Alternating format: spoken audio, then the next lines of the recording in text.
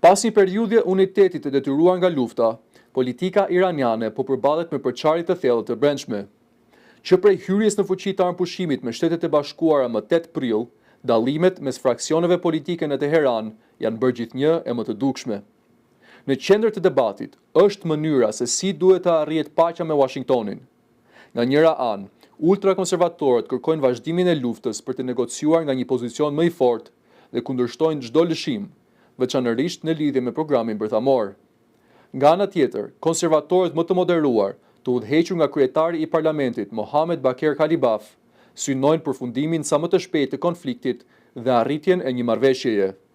Përplasjet dolën hapur pas raundit të parë të bisedimeve mes delegacioneve iraniane dhe amerikane, të udhëhequra nga Kalibaf dhe nën presidenti amerikan J.D. Vance, të mbajtura në Pakistan në mesin e prillit.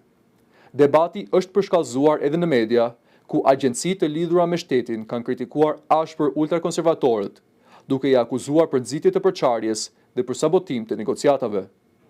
Ndërkohë, situata politike është komplikuar edhe nga mungesa e liderit suprem të ri Mojtaba Khamenei, i cili nuk është shfaqur publikisht dhe raportohet të jetë i plagosur rënd.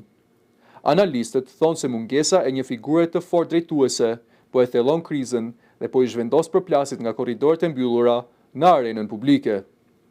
Megjithatë, ekspertët theksojnë se përçarja nuk është ideologjike, por lidhet kryesisht me strategjinë dhe kohën e negociatave.